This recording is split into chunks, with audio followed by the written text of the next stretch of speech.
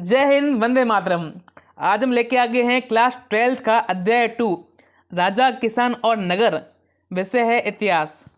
इसका पहला क्वेश्चन है, किसने लिखा वास्तविक सुकर्म वह है जिससे प्रजा सुखी तथा प्रसन्न हो। कौटिल्य ने लिखा था ये। सेकंड क्वेश्चन है, मौर्य वंश की राजधानी कहाँ थी। पाटलिपुत्र में। क्षेमेंद्र की रचना कौन सी है। व्रत, कथा, मंजरी।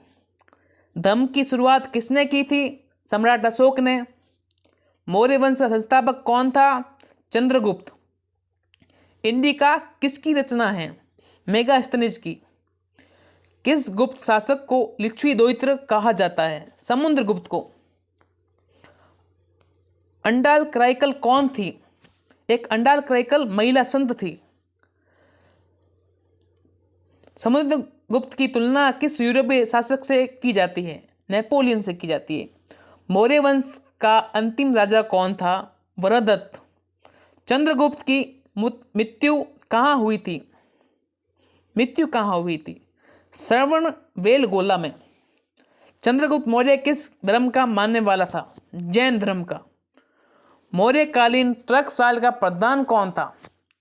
पण्याध्यक्ष। अशोक ने महेंद्र और संघमित्रा को धर्म प्रचार के लिए किस देश में भेजा। सिंहलदीप, श्रीलंका। अशोक किस वंश का शासक था। मौर्य वंश का। आर्यभट्ट कहाँ का वासी था। पटना का वासी था आर्यभट्ट। भारत का प्राचीनतम ज्ञात अभिलेख कौन सा है मतलब वोग्जाकोई का अभिलेख। चीनी यात्री फाहान किस शासक के काल में भारत आया। विक्रमादित्य, चंद्रगुप्त द्वितीय। दोनों नाम सेम ही है, ठीक है। कलिंग युद्ध का वर्णन किस अभिलेख में किया गया है। 13वें शिलालेख में अंदर। मौर्यकालीन कलिंग राज्य कहाँ स्थित है। उड़ीसा के अंदर। अशोक कौन से बौद्ध भिक्षु के प्रभाव में आकर बौद्ध धर्म का समर्थक बन गया। उपगुप्त। किसने लिखा वास्तविक सुकर्म वह है। एक क्वेश्चन वापस आ गया है, कौटिल्य वाला। फर्स्ट क्वेश्चन था ये। चंद्रगुप्त मौर्य के काल में कलिंग राजधानी थी तोसाली। मेगास्थनीज किस भारतीय शासक के दरबार में आया था। चंद्रगुप्त मौर्य के दरबार में आया था ये। किस अभिलेख में सती प्रथा का उल्लेख मिलता है। एरण अभिलेख में। बाण भट्ट की रचना कादम्बरी में किस शासनकाल का वर्णन है। हर्षवर्धन का। पंचतंत्र की रचना किसने की। विष्णु शर्मा ने। प्राचीन नालंदा विश्वविद्यालय के संस्थापक कौन थे। कुमारगुप्त। भारतीय इतिहास का कौन सा काल स्वर्ण काल कहलाता है। गुप्त काल का काल स्वर्ण काल कहलाता है। किस गुप्त शासक को उसके सिक्का पर वीणा बजाते हुए दिखाया गया है। समुद्रगुप्त का। उत्तरी पश्चिमी भारत में प्राप्त अशोक के अभिलेखों में लिपि का प्रयोग किया गया है। खरोष्टी लिपि का। अशोक के कुल कितने अभिलेख अभी तक प्राप्त हुए हैं। 44 अभिलेख। जीवक ने वेद्य की शिक्षा कहाँ से पाई है। तक्षशिला से। जीवक कहाँ का रहने वाला था। राजगृह का। जीवक की ख्याति किस रूप में थी। वेद्य के रूप में थी। अंग राज्य आधुनिक बिहार के किस जिले में अवस्थित है। भागलपुर में। बिंबिसार का संबंध किस वंश से था। हर्यक वंश से। तक्षशिला किस राज्य में स्थित है। गांधार राज्य में।